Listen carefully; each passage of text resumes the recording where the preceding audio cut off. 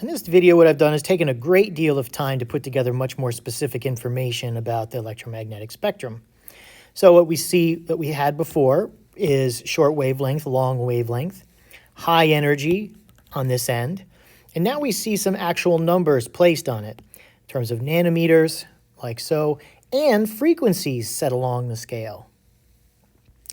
But if we notice, 10 to the minus 2, or 10 to the 2 to 10 to the 4th, that's 100 times. And this is 100 times that, and this is 100 times that, and 100 times that, and 100 times that. So we can say this is beyond a logarithmic scale here in terms of how fast it's approaching. So it becomes very difficult to read numbers off something like this, but allows us to identify the band. So we can have a more elaborate example like this. And to help you help visualize this, I created this graphic below, which I've never seen anyone do anywhere before. I spent quite a long time doing it. And I actually computed the wavelengths, and I drew them out to scale.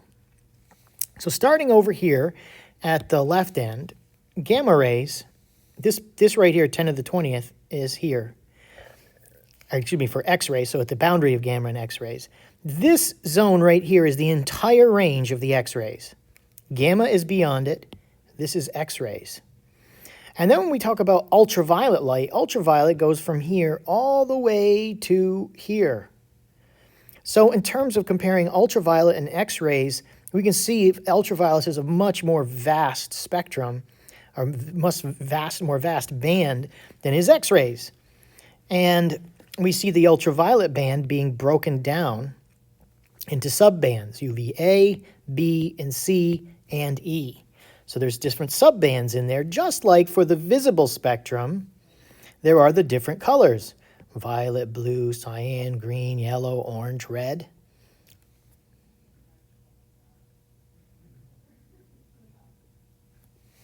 So what we have on this scale from here over, from the visible over, is a linear scale.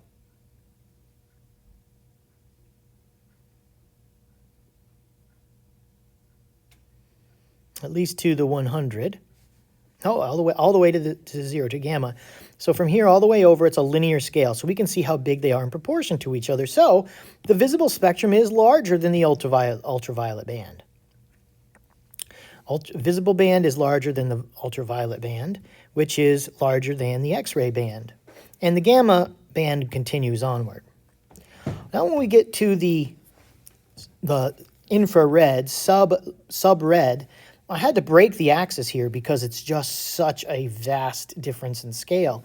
So whereas this goes from 0 to 740, this is 740 to 1400. So this distance right here, marked in blue, corresponds to that distance in blue.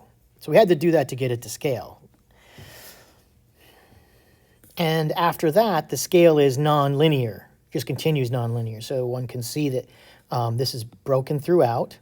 By the time we go from here, 1400 nanometers to 1,000,000 nanometers. So a huge, huge difference in scale. But in that band that is beyond the infrared, we have near infrared, which is subband, mid-infrared, far infrared, shortwave infrared, and mid-wave infrared.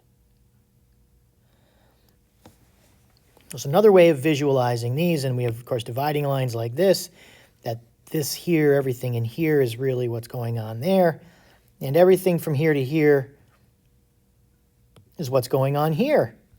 So that just takes us to, that's just the infrared. So the infrared is really tremendous in size, even though it doesn't appear it on the regular electromagnetic scale. And for convenience, I did some research and put out all of these bands here. So for radio, microwave, infrared, visible, ultraviolet, X-rays, and gamma rays, this is the very precise number. And one might, in another physics course, remember these wavelengths. But the colors and subbands that I depicted in the graph above are all listed here, and the ranges of wavelengths there.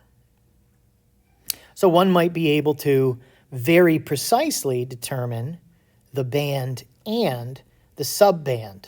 In the previous question, we saw how to do the subband if it was visible. but this allows us to determine the subband when it's not visible.